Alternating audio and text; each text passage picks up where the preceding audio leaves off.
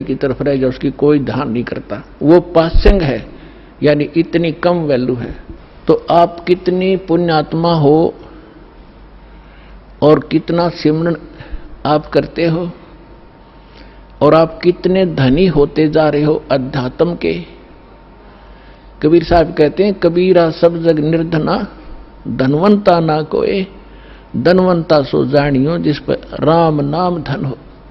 अब आज अरबपति है और कल मृत्यु हो गया, भक्ति करी नहीं तो कल क्या है, वो गधापति है। फिर वो गधा बनकर घूम रहा होगा, कुत्ता बनकर गलियों में सैर सपट्टे कर रहा होगा, टट्टी खा रहा होगा, खा के यहाँ का धन।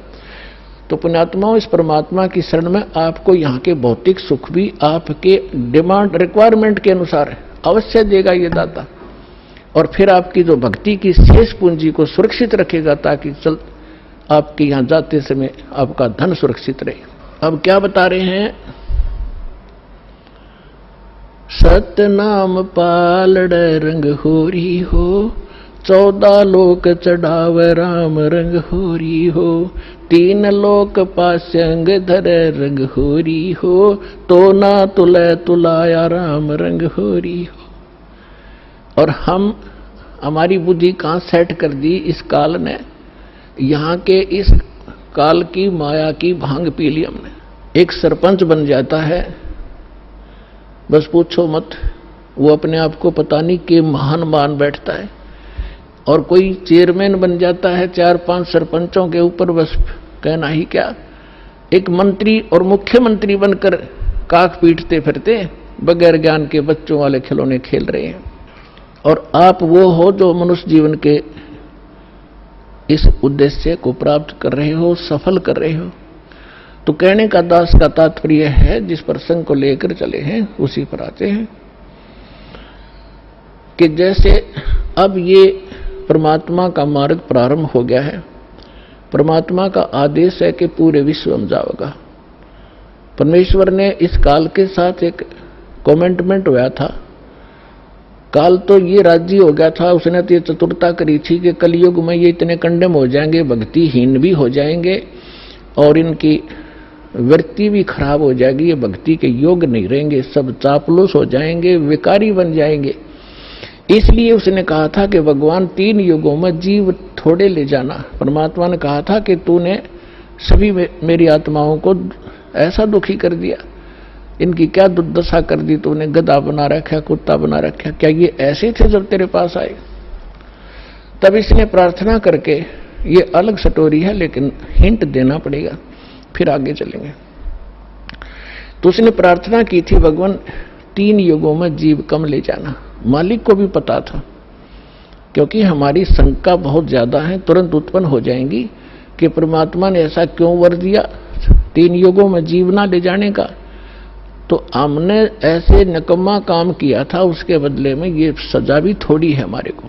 फिर भी परमात्मा को पता था कि सतयुग त्रेता द्वापर में इनकी घनी कमाई होगी भक्ति की, और ये दुखी नहीं होंगे। जैसे संस्कार आपके होंगे उसी प्रकार परमात्मा ने इस पृथ्वी पर वैसा ही माहौल बना देता है दाता। बढ़िया समय पर वर्षा होती है, बड़े फलदार वृक्ष होते हैं, सब शरीर हो जाएंगे, तो फिर सुख होता है उनको। और सुख में भगवान की भक्ति प्राणी फॉर्मलिटी करता है, और दुखी प्राणी जब हो जाता है तब उसका दुख संकट निवारण हो जाता है। फिर उसको बताया जाता है यदि आपने फिर से भक्ति छोड़ दी तो वो कष्ट फिर आ जाएगा, तो वो कभी नहीं छोड़ेगा, आजीवन भक्ति करेगा और वो सफल हो जाएगा। और सतयुग त्रेता द्वापर में ये जीव घना दुखी नहीं होता, शरीर मजबूत होता है, लंबी आयु होती है, खूब ठीक सा इसका जो है बना रहता है व्यवहार। तो उस मालिक को मालूम था कि ये भक्ति नहीं करेंगे, क्योंकि सभी भक्ति करते थे लेकिन शास्त्र विरुद्ध करते रहे। और जिस कारण से वो सोच रहे थे जो साधना हम कर रहे हैं इसी से हमें लाभ हो रहा है, और हो रहा था, वो पिछली बैटरी चार्ज से वो प्रयोग कर रहे थे, अपनी पिछली मलाई खा रहे थे।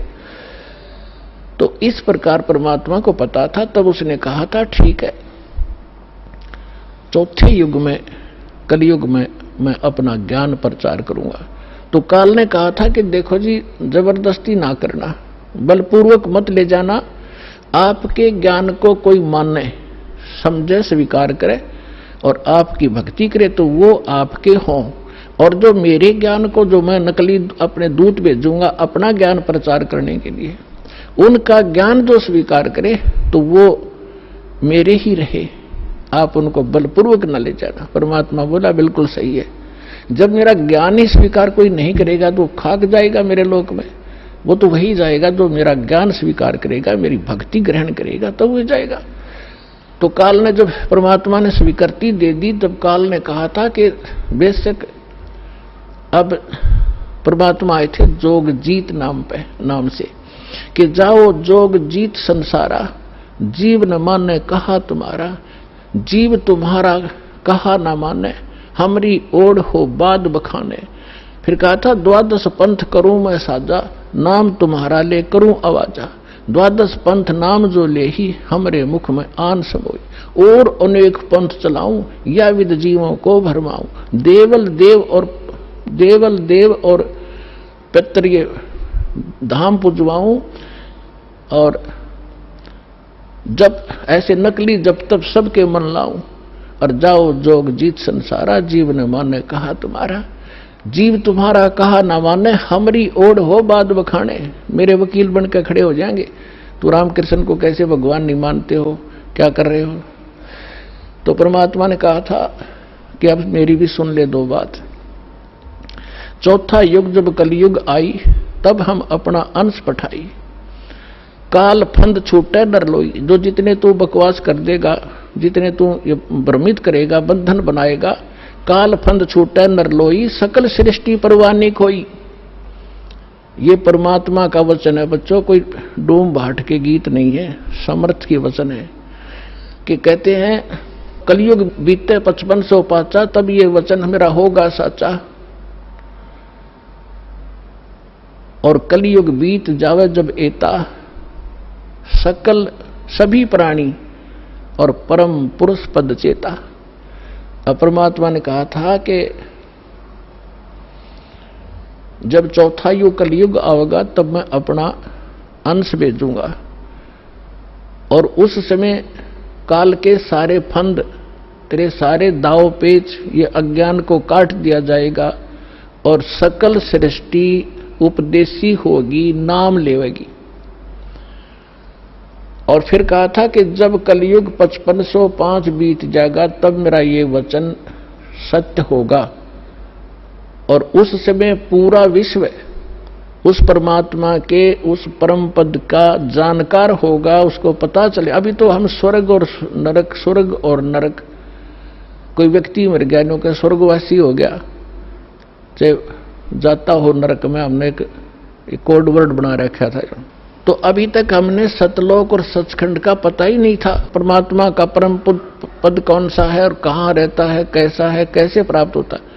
और ये नकली पंथ चले थे काल के, राधा स्वामी पंथ और कबीर पंथ, जो 12 पंथ है कबीर जी के नाम से चला रखे, सारे नकली और काल के प्रेरित हैं। इनमें ना सत्य ज्ञान है ना सत्य साधना है। तो अंडरस्टूड है, जानना ज्ञान सत्य है, ना वहां नाम साधना सत्य है, तो क्या है वो तो खोखा है, नकली है, डुप्लीकेट सारे। तो अब परमात्मा ने कहा कि पूरा विश्व इस ज्ञान से परिचित होगा, पूरा विश्व नाम लेगा। अब प्रसंग चल रहा था कि 2 प्रकार से मानव शरीर प्राप्त होते हैं। एक तो टर्न वाइज होता है कि नरक स्वर्ग भोग के, उसके बाद फिर 84 लाख प्रकार के प्राणियों के शरीरों में कष्ट उठा के उसको एक मानव शरीर मिलता ही मिलता है। तो वो उस प्रकार का प्राणी शीघ्र भक्ति पर नहीं लगता। उसके अंदर एक ऐसा गुण होता है, अवगुण होता है, वो बहुत ही देर से बहुत समय लगेगा उसमें, लेकिन मालिक की दया, जो दास ने कल उदाहरण दिया था, उस तरीके से उसके ऊपर असर होता